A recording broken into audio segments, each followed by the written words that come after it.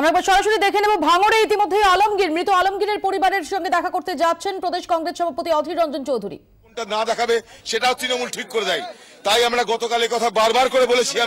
আপনারা কি কর্মসূচি নিচ্ছেন? আমরা কর্মসূচি দেখতে পাচ্ছি না, আমরা মানুষের পাশে দাঁড়াচ্ছি। মানুষের কাছে আসবার প্রথম কথা যেখানে শান্তি শৃঙ্খলা ফিরে আসুক, আমাদের কর্মসূচি জানাবার আমরা নেব। আমরা পশ্চিমবঙ্গ বিধানসভা, দিল্লির লোকসভা এবং সারা বাংলায় এই ঘটনার প্রতিবাদে সিবিআই ইনকোয়ারি চাইছেন এই গুলি চালানোর? দেখুন, সিবিআই ইনকোয়ারি পরে কথা, আমরা বিচার বিভাগের কাছে যাব। আমরা নিশ্চয়ই সিবিআই তদন্তের দাবি করতে পারি, অনেক কিছু দাবি করতে পারি। এই মুহূর্তে আশু কাজ আমাদের এই এলাকার মানুষের পাশে দাঁড়িয়ে তাদের আতঙ্কের বাতাবরণ থেকে, ভয়ের বাতাবরণ থেকে তাদেরকে বার করে আনার চেষ্টা করা, এই এলাকায় শান্তি শৃঙ্খলা ফিরিয়ে আনা।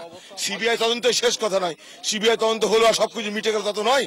এখানকার মানুষের জন্য উপর যে অত্যাচার হচ্ছে তার জন্য মানুষের সংঘবদ্ধ প্রতিবাদ হওয়া দরকার। আজ সিঙ্গুরের মানুষ, এই ভাঙড়ের মানুষ, আজকে ভাঙড়ের মানুষ তাদের হিম্মতের পরিচয় দিয়ে প্রতিবাদ করেছে, তারই বিনিময়ে আজকে তাদের উপরে গুলি করে তাদের প্রাণ কেড়ে নেওয়া হচ্ছে, তাদেরকে হত্যা করা হচ্ছে।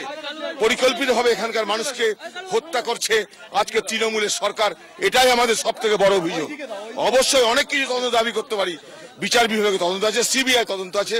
তদন্তটা বড় কথা নয় এই মুহূর্তে মানুষের পাশে দাঁড়িয়ে এই এলাকার মানুষ যাতে শান্তিতে বসবাস করতে পারে তার ব্যবস্থাকে সুদৃঢ় করার জন্য কংগ্রেস সব থেকে প্রথম পদক্ষেপ হিসেবে মনে করে কিছু করা দরকার, তাই আমি এখানে এসেছি। গোটা ঘটনার জন্য রাজ্য প্রশাসনকে দায়ী করা এবং একই সঙ্গে সাধারণ মানুষ বা সাধারণ গ্রামবাসীদের পাশে দাঁড়ানো এই মুহূর্তে সব থেকে বড় লক্ষ্য প্রদেশ কংগ্রেসের, এমনটাই দাবি করলেন অধীর চৌধুরী।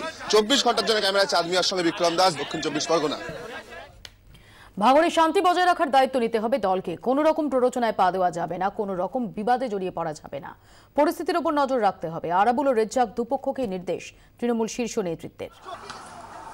কমলিকা সেনগুপ্ত আমাদের সঙ্গে টেলিফোন লাইনে রয়েছেন। কমলিকা, দেখো মৌপিয়া, তৃণমূল কংগ্রেসের তরফ থেকে এটা কিন্তু নির্দেশ দেওয়া হয়েছে দুপক্ষকেই যে কোন রকম পক্ষ রাখা চলবে না ভাঙড়ে, এবং যা পরিস্থিতি এখন সেই পরিস্থিতিতে মানুষকে বোঝানোর প্রয়োজনীয়তা রয়েছে এবং তার জন্যই কোন রকম কোনো বিবাদ বা প্ররোচনা তাতে পা দেওয়া চলবে না। এবং তার পাশাপাশি যেখানে যেখানে সম্ভব সেখানে সেখানে গ্রামবাসীদের সঙ্গে কথা বলা, ছোট ছোট বৈঠক করা এবং তাদের এটা বোঝানো যে যে ভ্রান্ত ধারণা সেখানে রয়েছে সেইটা ঠিক নয়।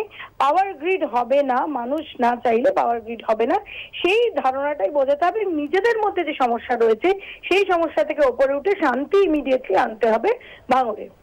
ধন্যবাদ কমলিকা।